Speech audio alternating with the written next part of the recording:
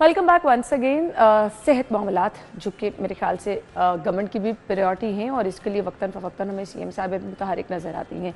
इनमें बेहतरी के लिए बड़ा अहम रोल है शहर के जो बड़े अस्पताल हैं जिनमें हम अक्सर जिक्र करते हैं। लाहौर जनरल हॉस्पिटल, न्यू अस्पताल सर्विसेज, PIC, चिल्ड्रन हॉस्पिटल, यहाँ पर मामलात अगर बेहतर तरीके से चल रहे हैं, अद्वियात की फराहमी, डॉक्टर्स का बर वक्त वहाँ पर पहुँचना, ऐसे इश्यूज़ हैं कि मशीनरी के हवाले से हमारे पास बहुत सारे इश्यूज़ आते हैं। तो अस्पतालों के मामलात अगर बेहतर तरीके से चलते रहें तो आवाम की दादरसी होती रहती है, सेहत सहूलियात बेहतर तरीके से मिलती रहती हैं।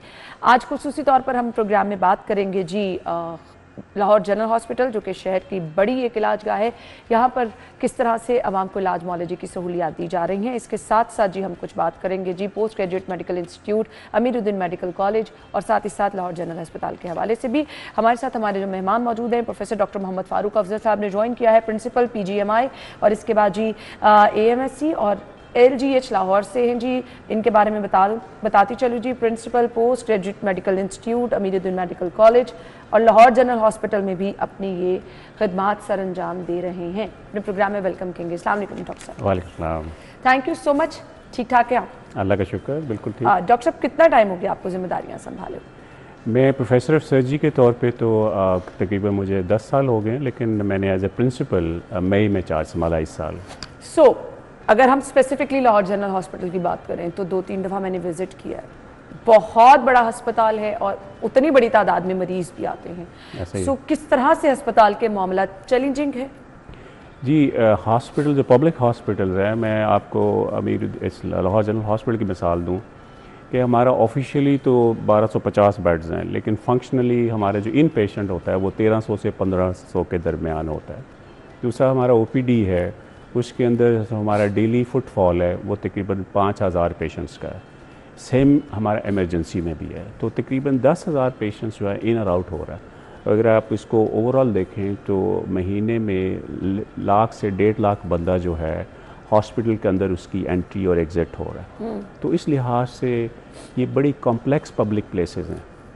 लेकिन मैं आपको इस चीज़ का ज़रूर जवाब देना चाहूँगा कि अगर हमारे यहाँ हेल्थ की सर्विसेज सर्वाइव कर रही हैं तो वो सिर्फ़ और सिर्फ जो पब्लिक हॉस्पिटल में सर्विसेज प्रोवाइड की जा रही हैं उससे। तो इस सिलसिले में लाहौर जनरल हॉस्पिटल और बाकी सारे हॉस्पिटल्स, चूँकि ये पब्लिक इंस्टीट्यूशंस हैं, तो ये पब्लिक को मेरे ख्याल में सही बानों में। मैं आपकी बात से 100% एग्री करती हूँ, क्योंकि जितनी बड़ी तादाद में इन अस्पतालों में आवाम आती है। अगर हम स्पेसिफिकली जनरल हॉस्पिटल की बात करें तो ना सिर्फ लाहौर बल्कि दूसरे जगहों से, कसूर और इर्द गिर्द से बहुत बड़ी तादाद में यहाँ पर लोग आते हैं। फिर जो स्पेशलिटी है, ख़ास तौर पर यहाँ पर दिमाग के हवाले से जो इलाज किया जाता है, जो स्पेशलिटी है जनरल हॉस्पिटल की, उस पर भी रोशनी डाल दीजिएगा और किस तरह से मरीज़ों को ट्रीट किया जाता है। प्रायोरिटी में कौन होते हैं? एक्सीडेंट के मरीज़ इतने यहाँ पर लेकर आए जाते हैं, मुश्किल नहीं हो जाता? देखें, ये 1954 में बना था और ये एक्चुअली प्रिजनर्स की जो बैरक्स थी उसको कन्वर्ट करके बनाया गया था। और इसकी जो शुरू की स्पेशलिटी, इनको 60s के अंदर यहाँ पे न्यूरोसर्जरी का यूनिट बना और लाहौर जनरल हॉस्पिटल की जो सबसे बड़ी रेपुटेशन थी वो न्यूरोसर्जिकल सर्विसेज थी। और जो भी हेड इंजरी, इवन उस वक्त मेयो हॉस्पिटल में भी जो पेशेंट्स थे, उन हेड इंजरी के पेशेंट्स जो थे वो LGH में शिफ्ट होते थे। अब पिछले 5-6 सालों से जो न्यूरोसर्जिकल फैसिलिटीज़ हैं उनको एक ऑटोनमस स्टेटस मिल गया, उसका नाम पिंज रख दिया हुआ। लाहौर जनरल हॉस्पिटल में मेडिसिन, सर्जरी, पीडियाट्रिक्स, गायनेकोलॉजी, ये इनके मेन बड़े स्पेशलिटीज़ हैं। डिपार्टमेंट सर्जरी में हम बैरियाट्रिक सर्जरी, कैंसर सर्जरी और एडवांस लैप्रोस्कोपिक सर्जरी, इवन हमारी जो इमरजेंसी है वहाँ पे भी we are one of the few hospital जहाँ पे इमरजेंसी में लैप्रोस्कोपिक सर्जरी की फैसिलिटीज़ अवेलेबल हैं। गैस्ट्रोएंटरोलॉजी की हमारी सर्विसेज जो हैं वो अल्हम्दुलिल्लाह जो कुछ लोगों की मेहनत की वजह से, उसमें प्रोफेसर गयासुद्दीन नबी तैयब जैसे लोग भी जो प्रिंसिपल भी रहे हुए हैं, ये it is one of the best centres in Punjab regarding gastroenterological services, जैसे ERCP, एंडोस्कोपी और ये सारा कुछ। तो उसका ये सेकेंड है। तीसरा हमारा जो बड़ा है, हमारे गायनेकोलॉजिकल सर्विसेज हैं और पीडियाट्रिक्स है। हमारा जो पीडियाट्रिक्स का डिपार्टमेंट है उसके अंदर भी हम काफ़ी सारी ऑन्कोलॉजी की सर्विसेज, बच्चों की पीडियाट्रिक्स की, रेमेटोलॉजी की सर्विसेज ये हमने रिसेंटली क्रिएट की हुई हैं। अभी रिसेंटली हमने पेन क्लिनिक के नाम से एक नई चीज़ स्टार्ट की है जो कि बड़े कम हॉस्पिटल में इस तरह की है। आई थिंक PKLI के बाद हमारे पास ऐसी फैसिलिटी है। और साइमल्टेनियसली हमारा जो मेडिसिन का डिपार्टमेंट है वो उसके अंदर बाकी जो हमारे जनरल मेडिसिन के पेशेंट हैं खासकर वो भी डील होते हैं। इस तरह हमारा यूरोलॉजी का डिपार्टमेंट है जहाँ पे हम एंडोस्कोपिक सर्विसेज दे रहे हैं, और ये जो लिथोट्रिप्सी की सर्विसेज हैं वो भी अभी रिसेंटली गवर्नमेंट ने अपडेट की हैं। तो इस लिहाज से बड़ी कम्प्रिहेंसिव सर्विसेज हैं जो जनरल। अच्छा, अब इमरजेंसी चूँकि हम ईस्ट से, लाहौर के ईस्ट में ये पहला हॉस्पिटल आता है, तो जितना सबर्ब्स है कसूर और छोटे सारे के इलाके, वहाँ का ट्रॉमा इधर आता है। और जब से फिरोजपुर रोड सिग्नल फ्री हुई है हमें बेशुमार मोटर बाइक इंजरीज का सामना। हमने आगा खान यूनिवर्सिटी में अपना डेटा प्रेजेंट किया था, 6 मंथ्स के अंदर 6 महीने में 1250 से ज़्यादा मोटर बाइक इंजरीज हमारे पास आई। और मैंने एक वक्त में एक सीएम साहब को भी उसकी प्रेजेंटेशन दी थी कि ये रोड सिग्नल फ्री का सबसे बड़ा नुकसान ये हुआ है कि इसके अंदर से मोटर बाइक इंजरीज बढ़ गई हैं, और उसमें से 50% से ज़्यादा इंजरीज को हेड इंजरीज। तो आप ये देखें कि ये मोटर बाइक इंजरीज उन पेशेंट्स को होती हैं जो कि यंग पॉपुलेशन है पाकिस्तान। सो ये ना सिर्फ बेचारे जान से जाते हैं, अगर जिंदा भी बच जाएं तो उनकी जो बाकी लाइफ हो वो माशरे के ऊपर बहुत बड़ा बोझ है। बिल्कुल आपने ठीक। तो इस लिहाज से लाहौर जनरल हॉस्पिटल जो है अल्हम्दुलिल्लाह आप माशरे में पूरा किरदार अदा कर रहा है, और ख़ासकर जो पब्लिक हेल्थ सर्विसेज डिलीवरी है उसमें ये एक लीडिंग फिगर है। सही। अब बड़ा अस्पताल है, और जैसे कि आपने रोशनी डाल दी कि यहाँ पर क्या क्या सर्विसेज दी जा रही हैं, बहुत बड़ी तादाद में यहाँ पर मरीज आते हैं।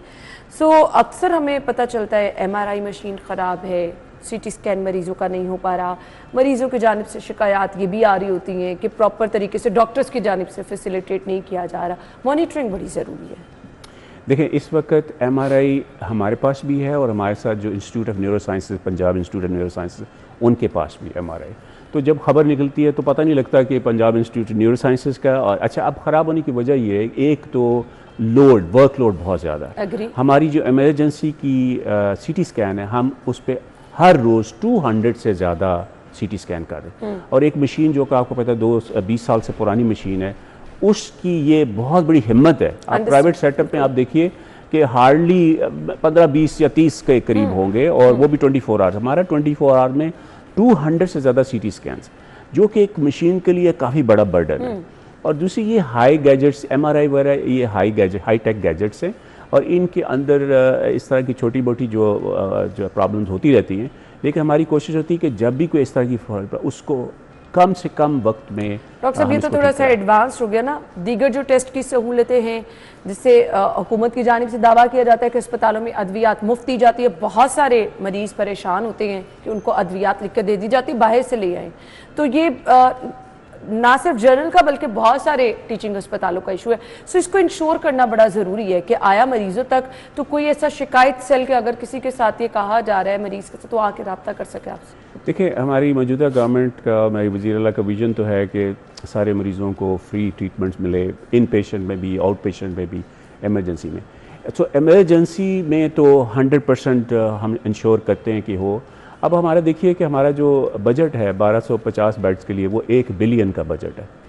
और मैं इसकी एक सा मिसाल देता हूँ कि मेरी कॉलोनी में एक ऐसा घर है जो किसी पॉलिटिशियंस का है, तो वहाँ पे जुमे के दिन वो देते हैं फ्री बिरयानी बेचते हैं, ठीक है, देते हैं लोगों को।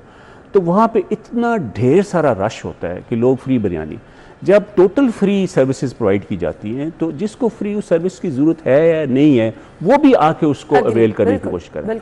उसकी वजह से हमारा दुनिया का कोई मुल्क ऐसा नहीं है जो कि 100% हर वक्त उनको वो फैसिलिटी दे, क्योंकि इसमें ऐसे अनवांटेड लोग भी होते हैं जिनको उसकी सर्विसेज जरूरत नहीं है, but they still walk in and get something. तो एक तो है कि पूरी कोशिश है, लेकिन चूंकि रिसोर्स कंस्ट्रेंड है हमारे, तो 100% जो है सर्विसेज हम पूरी कोशिश करते हैं कि उनको 100% फ्री दी जाए।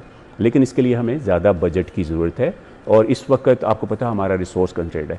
मेरे ख्याल में 1250 बेड के लिए 1 बिलियन का जो परचेज़ का मेडिसिन का बजट है वो बहुत कम है, इसको बढ़ना चाहिए। और फिर हम क्या करते हैं जब हमें इस तरह की सोच, तो फिर हम फिलैंथ्रोपिस्ट से, ज़कात से, दूसरे डोनेशन से अरेंज करते हैं ताकि मरीज़ की सर्विसेज किसी तरीके से इफेक्ट ना हो। ग्रेट। हम अपने प्लेटफॉर्म से CM साहिबा से भी रिक्वेस्ट करेंगे कि ये चीज़ें जो है इनमें गैप नहीं आना चाहिए, क्योंकि मरीज़ों को अल्टीमेटली इसका जो है वो फिर जाकर जो है वो उनके ऊपर ये असरअंदाज होती है। डॉक्टर साहब, दीगर सर्विसेज जिसमें हम कहते हैं कि कहने को तो छोटी मोटी चीज़ें, मरीजों के लवाहिकीन के लिए बैठने की जगह, लिफ्ट्स, व्हील चेयर्स, ये अक्सर अस्पतालों से ना ये इश्यूज आते हैं कि मरीजों को परेशानी है। सो इसको किस तरह इंश्योर किया जाता है? बड़े अस्पताल है ना जहाँ रोज़ाना इतने लोगों ने आना है, वहाँ प्रॉब्लम तो होंगी। देखिए, ये एक मैंने ऐसे बताया ना, जब फ्री सर्विसेज होती हैं, दूसरा हमारा कल्चर है। हमारे कल्चर में आपको पता है कि एक पेशेंट बीमार होता है तो सारा ख़ानदान उसके साथ चलाता है, ठीक है। और ये बेचारे जब लोग वहाँ से चलते हैं तो अनप्लान्ड होता है, वो अपनी उस तरह की रिहाइश का तो बंदोबस्त ज़ाहिर ऑब्वियसली नहीं होता, बात करते इमरजेंसी की सूरत में। चूँकि हमारा कल्चर है और कल्चर के अंदर मामे चाचे हर बंदे ने साथ चलना होता है, तो इस लिहाज से जब ये लोग आते हैं तो हमारे पास हर जगह पे इतने मेहमान खाने नहीं हैं कि उनको हम सारों को अकोमोडेट कर सकें। हम कोशिश ये कर रहे हैं कि one attendant policy, one patient one attendant policy पे अमल किया जाए, लेकिन looking at the cultural aspect of this country, तो वो हमारे लिए 100% पॉसिबल नहीं है। रिसेंटली बड़ा नाखुशगवार वाक़या हुआ, बच्चा वहाँ से जो है वो हमने फुटेज भी देखी, सो इस पर क्या फिर आपने एक्शन लिया? देखिए, बड़ा अनफॉर्चुनेट हुआ और ये लाहौर जनरल हॉस्पिटल में ये पहला वाक़या था इस तरह का पिछले 10 सालों में। उसके बाद हमने इसको सबसे पहले तो हमने पुलिस से रिक्वेस्ट की कि हमारी सिक्योरिटी मैपिंग की जाए और उसमें हमें पुलिस ने हेल्प किया। उसके बाद हमने सारे जो एसेंशियल ख़ास कर इमरजेंसी में ऐसे हमारे लीवरेज पॉइंट्स है जहाँ से रिस्क था कि यहाँ पे हो सकता है, वहाँ पे हमने कोलैप्सिबल गेट्स लगवाए हैं। नर्सरी के अंदर हमने ऐसे दरवाज़ा लगवाया जो सिर्फ अंदर से खुल सकता है, हमने वहाँ से कार्ड रीडर्स लगवाए हैं। तो ऐसी कुछ SOPs को रिवाइज़ किया है कि उसके अंदर जो बच्चा जो है उसको जब तक उसकी मल्टीपल चेक्स एंड लेयर्स ना हो तब तक उसको वहाँ से डिस्चार्ज भी नहीं किया जा सकता और कोई अनवांटेड अनरिलेटेड बंदा उसको आके देख भी नहीं सकता। ठीक हो गया, तो बड़ी अच्छी चीज़ है। ख़ास तौर पर अस्पतालों के मामलात बेहतर तरीके से चलाने के लिए ज़रूरत है आपका नर्सेज टाइम पे मौजूद हों, डॉक्टर्स अपनी ड्यूटी पे मौजूद हों। इमरजेंसी में ख़ास तौर पर इस चीज़ पे कॉम्प्रोमाइज़ नहीं होना चाहिए, तो इस चीज़ को कैसे इंश्योर किया जाता है? देखिए, इमरजेंसी में हमारी इमरजेंसी काफ़ी हैवी इमरजेंसी है और मेरा इस वक्त लाहौर की तकरीबन सेकंड लार्जेस्ट इमरजेंसी कंसिडर होती है और बाज़ का तो इतनी ज़्यादा बिजी होती है कि उसके अंदर पेशेंट लोड की मैनेजमेंट बड़ी मुश्किल है। इसके बावजूद हमने वहाँ पे काफ़ी स्टाफ हमारा जो है मौजूद है। किसी और हॉस्पिटल में डायरेक्ट इमरजेंसी और साथ में AMS इमरजेंसी उस तरह के नहीं होंगे, हमने एक पूरी टीम उसके लिए रखी भी है और हम इंश्योर करते हैं कि हमारे जब डिपार्टमेंट जैसे सर्जरी का डिपार्टमेंट तो उसके सीनियर रजिस्ट्रार्स अवेलेबल हों, जैसे मेडिसिन का डिपार्टमेंट है, गायनी के डिपार्टमेंट है, पीडियाट्रिक्स है, उनके सीनियर रजिस्ट्रार और उनके कंसल्टेंट्स उस वक्त जब भी ज़रूरत हो वहाँ पे अवेलेबल हो। तो उस लिहाज से अल्हम्दुलिल्लाह इमरजेंसी की जो फंक्शनैलिटी है, जो सर्विस डिलीवरी है, वो आई कैन क्लेम कि it is one of the best in Lahore. That's really great. चलें जी, ये तो मैं सुन के भी बहुत खुशी हुई है। अच्छा जी, अमीरुद्दीन मेडिकल कॉलेज के हवाले से मैं जानना चाहूँगी, मुश्किल होता है मामलात साथ साथ चलाना कि बड़े अच्छे तरीके से आसान तरीके से चलते हैं? रिस्पॉन्सिबिलिटी मेरे ख्याल से बहुत बड़ी है। देखिए, मैं तो एक एकेडमिक हूँ, प्रोफेसर ऑफ सर्जरी हूँ और मेरे नज़दीक अगर आपने किसी चीज़ को बेहतर करना है तो उसका एक ही तरीक़ाकार है, वो तालीम है। और हमारे जो बच्चे हमारे इस वक्त अमीरुद्दीन मेडिकल कॉलेज के पास 110 बच्चों की स्ट्रेंथ है और जिसमें गवर्नमेंट ने अभी रिसेंटली अप्लाई किया है कि उसमें 50 और ऐड हो जाएंगे। लेकिन अनफॉर्चुनेटली 13 साल अमीरुद्दीन मेडिकल कॉलेज को बने हुए हैं, अभी तक हमारे पास कैंपस नहीं है अमीरुद्दीन मेडिकल कॉलेज का।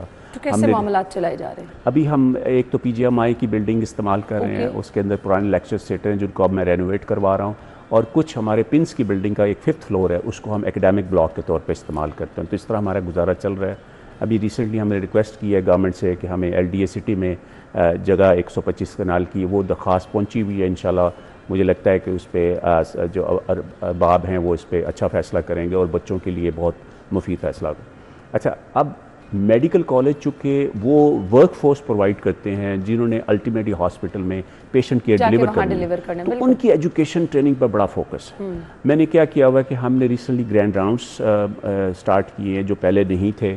उस ग्रैंड राउंड का मतलब है कि हम बड़े एक्सपर्ट्स को, रोल मॉडल्स को बुलाते हैं और वो पेशेंट्स स्टूडेंट्स के साथ इंटरेक्ट करते हैं, उनको प्रोफेशनलिज्म, एथिक्स और स्किल बेस्ड जो उनके बढ़ाने में मदद करते हैं। दूसरा, हमने रेगुलर CPCs की हुई हैं तो हमारे पेशेंट्स के जो क्लिनिकल रीजनिंग एबिलिटी और उनकी कम्युनिकेशन स्किल वो बेहतर होती है। हमने अटेंडेंस को इंश्योर किया हुआ है, अपने लेक्चर्स को बेहतर किया हुआ है, फैकल्टी डेवलपमेंट प्रोग्राम स्टार्ट किए हैं जिससे हमारी फैकल्टी की कैपेसिटी बिल्डिंग हो रही है।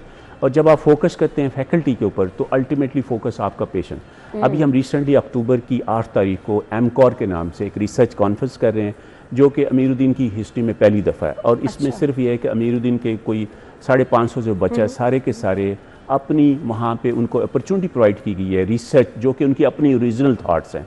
तो ये इससे इंशाल्लाह ऐसे इक़दामात हैं जिससे अमीरुद्दीन मेडिकल कॉलेज में जो बच्चे हैं उनकी क्वालिटी और उनकी ट्रेनिंग का जो स्टैंडर्ड है वो बढ़ेगा इंशाल्लाह। ये तो बड़ी अच्छी चीज़ है, क्योंकि इससे ये इनिशिएटिव आप लेंगे तो आप स्टूडेंट्स को मज़ीद मौके देंगे कि वो कुछ आगे बढ़कर कर सकें।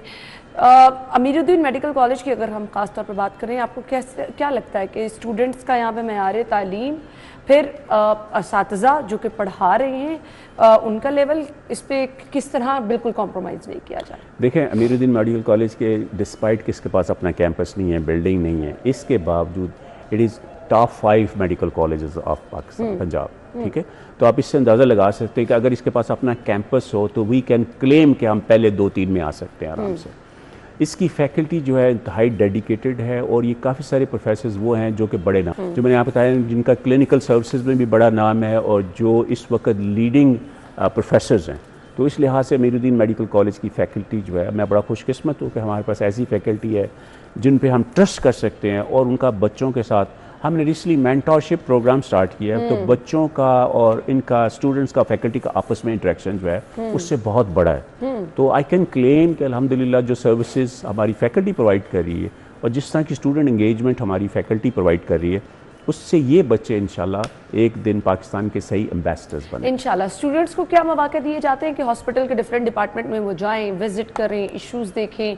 ऑब्वियसली अगर एक सीनियर डॉक्टर के साथ आपके स्टूडेंट्स भी होंगे तो बहुत सारी चीज़ें स्टूडेंट्स को उनके उस करियर के दौरान ही पता चलना शुरू हो जाती हैं। हाँ जी, बिल्कुल। स्टूडेंट्स को देखें, क्लिनिकल अटैचमेंट्स होती हैं, उसमें है कि students they shadow consultants, they come and work in the wards. और दूसरा, उनके हमारे पास तकरीबन हर वार्ड ने एटलीस्ट सर्जरी डिपार्टमेंट हमने इंश्योर किया हुआ है कि हमारी सिमुलेशन लैब्स भी हैं, कि बजाय इससे कि हम पेशेंट्स के ऊपर एक्सपेरिमेंट करें और पेशेंट पे सीखें, हमने सिमुलेशन लैब रखी हुई है ताकि अगर लैप्रोस्कोपिक स्किल सीखनी है या कोई सर्जिकल स्किल सीखनी है तो वो पहले प्रैक्टिस वहाँ पे करें और फिर हम उनको चांस दें वो पेशेंट पे आके। सही।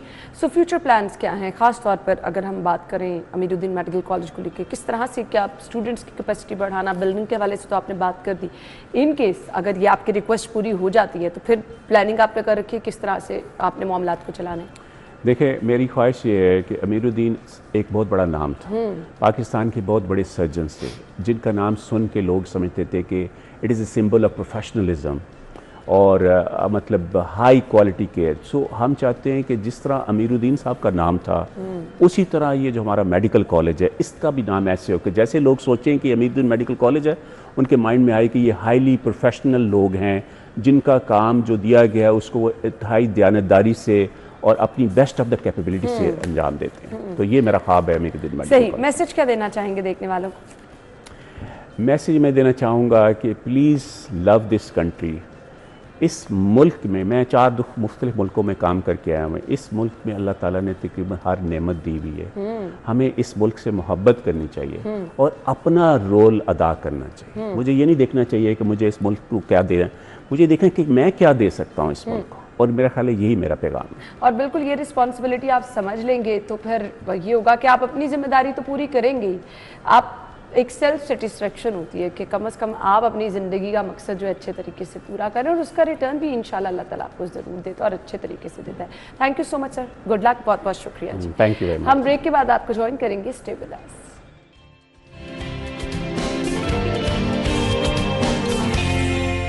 Welcome back once again. So आज की बर्थडे लिस्ट की तरफ आ रहे हैं। 30 तारीख है आज और आज बर्थडे है जी आसिम राजपूत की, जीशान की, ताहिर की, अब्दुल हादी जट और मोहम्मद वली की। आप लोगों को बहुत बहुत मुबारकबाद, हैप्पी बर्थडे टू यू।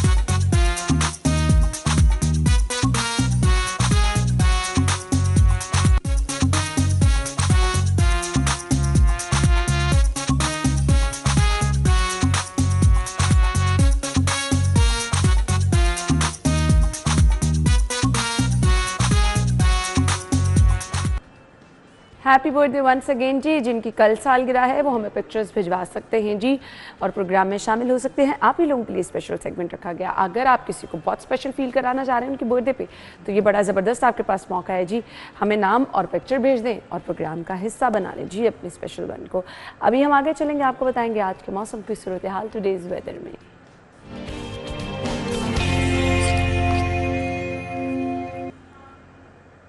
मौसम की सूरत हाल क्या है, शहर का मौसम क्या होगा, मैक्सिमम टेम्परेचर आज का क्या रहेगा जी? फरीहा बताइए, ओवर टू यू। जी बिल्कुल अना, अगर आज हम बात करें शहर लाहौर के मौसम के हवाले से, तो इस वक्त शहर में जो है वो तेज़ धूप निकली हुई है, जिसके बाद शहर में गर्मी की शिद्दत में जो है वो इजाफा महसूस किया जा रहा है। महकमा मौसमियात के मुताबिक शहर का मौजूदा दर्जा हरारत जो है वो 32 डिग्री सेंटीग्रेड रिकॉर्ड किया जा रहा है, लेकिन शहर की जो फ़ज़ा है, उस जो धूप निकली हुई है उसमें तपिश इस कदर ज़्यादा है कि ये जो 32 डिग्री सेंटीग्रेड है ये भी जो है वो 34 डिग्री सेंटीग्रेड महसूस किया जा रहा है।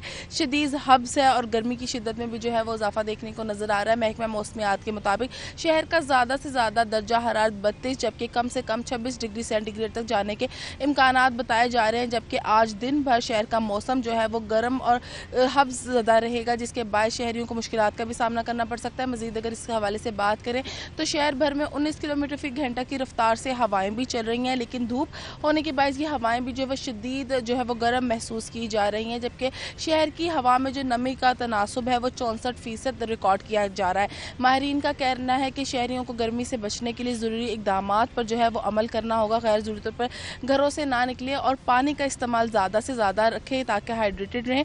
अगर एयर क्वालिटी इंडेक्स के हवाले से बात करें तो शहर की फ़ज़ा भी आलूदा है। मजमूई तौर पर एयर क्वालिटी इंडेक्स जो है वो 198 रिकॉर्ड किया जा रहा है, जो बच्चों और सीनियर सिटीज़न के लिए काफ़ी ज़्यादा नुकसानदेह है।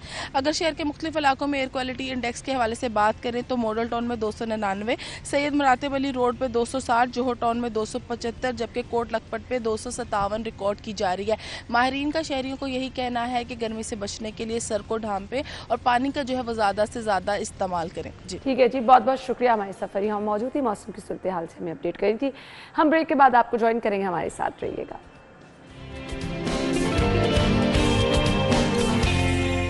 Welcome back once again. माशाल्लाह से आज जो स्टूडेंट्स हमारे साथ मौजूद हैं, मुझे बड़ा प्राउड फील हो रहा है, क्योंकि वो जंग के टाइम पे जो हमने रॉकेट उड़ते हुए देखे, जहाज़ उड़ते हुए देखे, वो जज्बा भी ताज़ा है। और अब आपके स्टूडेंट्स इतना ज़बरदस्त जज्बा रख रहे हैं कि मुझे उनका इंट्रोडक्शन कराते हुए इतना प्राउड फील हो रहा है कि मुझे लग रहा है कि हमारी आने वाली नस्लें भी इंशाल्लाह महफूज हाथों में होंगी, क्योंकि हमारे स्टूडेंट्स के अंदर ये कैपेसिटी है, वो इतनी ज़बरदस्त तरीके से काम कर रहे हैं। और नो डाउट इसमें असातिज़ा का रोल भी आपका बहुत अहम होता है। आज के स्टूडेंट्स के बारे में जिनका मैं तारुफ कराने जा रही हूँ, पहले बताती चलूँ जी। 25 सितंबर को बलवाल के मज़ाफ़ात में एचएसएन कॉलेज साइंस सोसाइटी ने पाकिस्तान का पहला लेवल 2 हाई पावर रॉकेट कामयाबी से लॉन्च कर दिया। ये स्टूडेंट्स का कारनामा है और इनसे आज हम आपको मिलवाएंगे जी। ये इन्होंने नेशनल रिकॉर्ड कायम किया है माशाल्लाह से। अपने स्टूडेंट्स का मैं तारुफ कराना चाहूंगी जी। सारिम रसूल और रयान अफजाल हैं हमारे साथ। अस्सलाम वालेकुम। ठीक ठाक है आप लोग? बिल्कुल ठीक। सबसे पहले रयान, मैं आपसे स्टार्ट कर रही हूँ, ये आइडिया कैसे आया आपको? बेसिकली हमारे कॉलेज के अंदर ना एक कंपटीशन होता है, इंटर स्कूल हमारा कंपटीशन होता है, इसका नाम है HSN college science and engineering concept एक्सएक। उसके दौरान ना हम बैठे हुए थे, तो मेरा एक सीनियर था मुआज, एंड हम गुफ्तगू कर रहे थे कि अच्छा हम इस साल क्या करवा सकते हैं कंपटीशन के दौरान। तो वहाँ पे हमारा आइडिया आया कि हम रॉकेटरी करवा सकते हैं। तब हमने रॉकेट इंपोर्ट करवाए थे, उनकी छोटी कार्टेज होती थी इंजन्स की। We imported those rockets from overseas. वो आए, हमने उनके रॉकेट बनाए थे एंड पूरे एक्सएक के दौरान वो रॉकेट्स उड़ रहे थे। वहाँ से ना अब ऑलरेडी स्कूल के अंदर, सोसाइटी के अंदर हमने काफ़ी ज़्यादा ना एक एस्ट्रोनॉमी की तरफ इनिशिएटिव लिया हुआ था। हम वाटर रॉकेट्स बना रहे थे, हमने 3 स्टेज वाटर रॉकेट बनाया, हम टेलीस्कोप्स के साथ सब कुछ करते थे। तो एक ना बहुत बड़ा कल्चर बना हुआ था towards astronomy and aerospace. Okay. तो आफ्टर द एक्सएक rockets we decided to make our own rockets. अच्छा।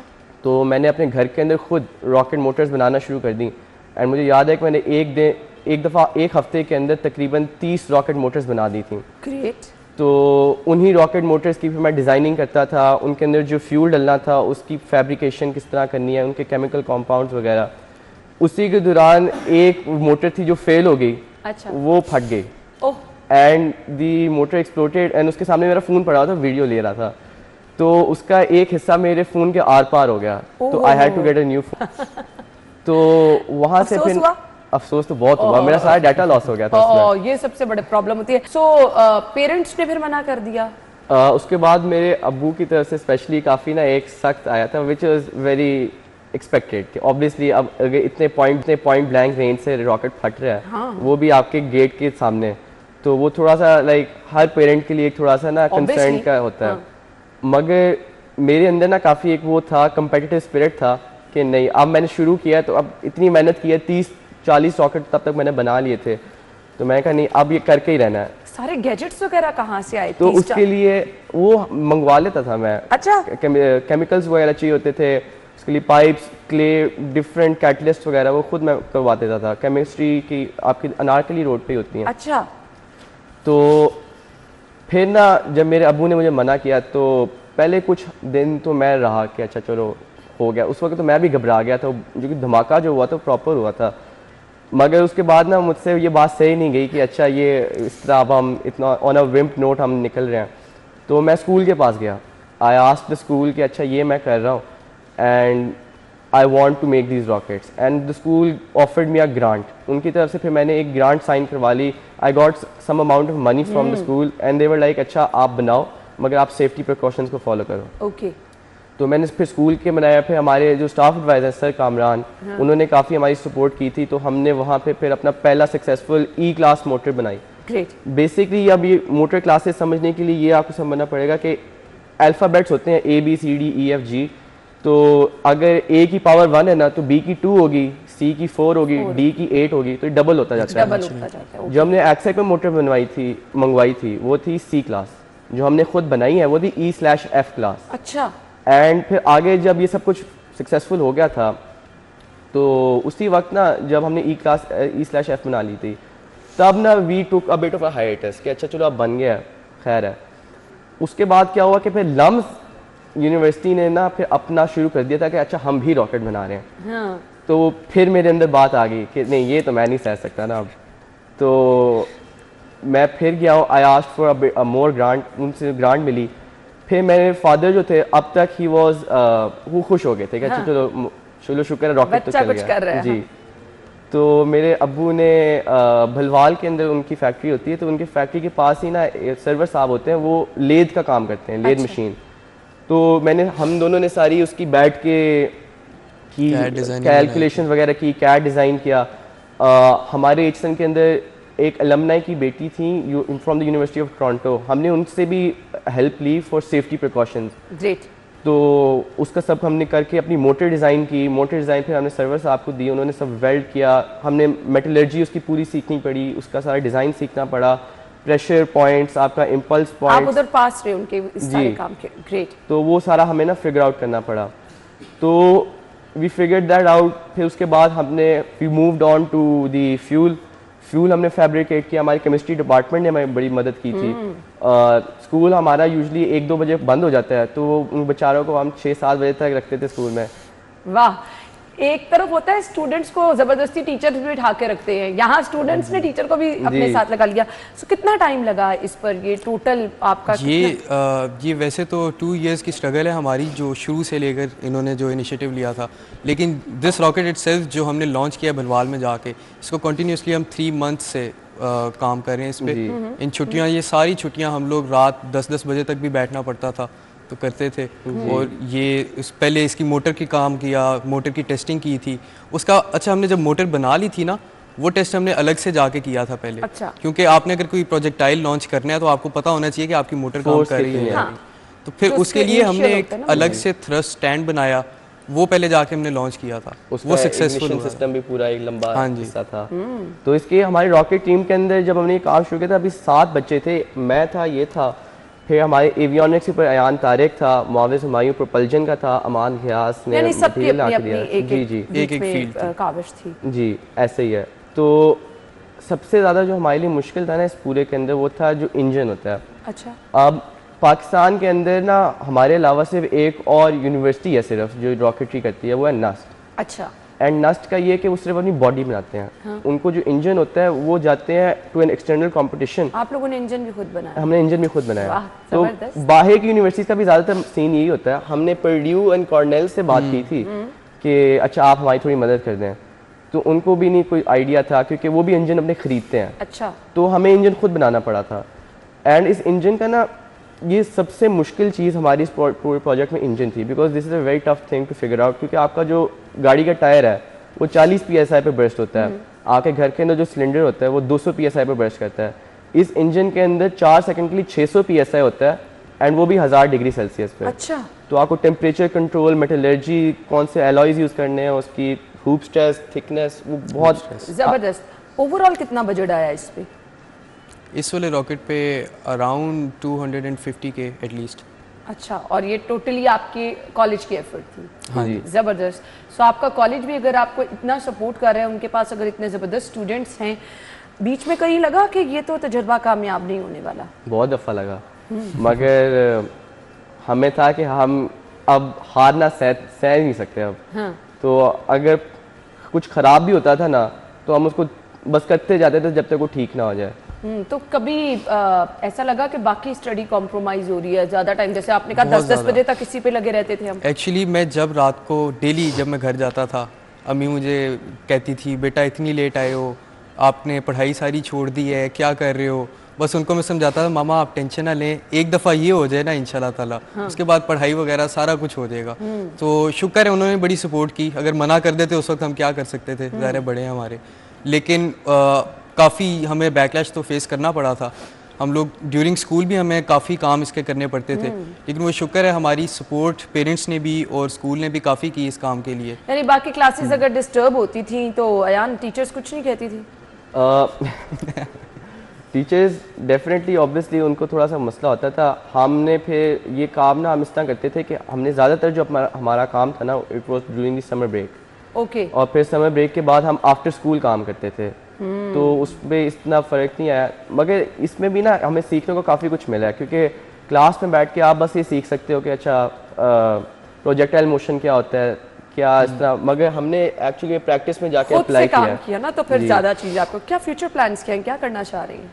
मेरा फ्यूचर प्लान तो I want to pursue astronomy and aerospace in an international university. माशाल्लाह। एंड मैं चाहता हूँ कि मैं वापस आके पाकिस्तान में ही काम करूँ। इंशाल्लाह जी, इंशाल्लाह। हम इसके लिए आपके लिए बहुत सारी दुआएं भी हैं जी। गुड लक कहना चाहेंगे। सारिम आप क्या करना चाह रही हैं? I would like to pursue robotics या फिर मैकेनिकल इंजीनियरिंग इंशाल्लाह ताला इसी फील्ड के अंदर। माशाल्लाह जी, गुड लक। इतने माशाल्लाह से ज़बरदस्त होनहार तालिब इल्म जब जिस मुल्क में मौजूद हो तो फिर रोशन है जी हमारा इंशाल्लाह मुस्तकबिल। बहुत बहुत मुबारकबाद एक कामयाब तजुर्बे के लिए और आगे के लिए गुड लक। बहुत बहुत शुक्रिया आप लोगों का। Thank you so much. हम आपको ब्रेक के बाद ज्वाइन करते हैं। Stay with us. Welcome back once again. अब सेगमेंट्स का सिलसिला हम आगे बढ़ाएंगे और अब शामिल करेंगे जी आज के भाव। आपके साथ आज के रेट लिस्ट शेयर करेंगे।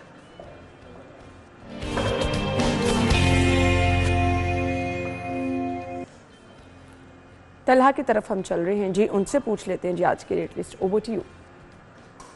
सरकारी कीमतें और ओपन मार्केट में जिन रेट्स पर सब्जियां बेची जा रही है उसमें खासा फ़र्क देखने को मिल रहा है। मेरे पास सरकारी नरखनामा मौजूद है। इसके मुताबिक अगर देखा जाए तो आलू की सरकारी कीमत 70 रुपये मुकर्रर की गई है, लेकिन 100 रुपये फ़ी किलो तक बेचा जा रहा है।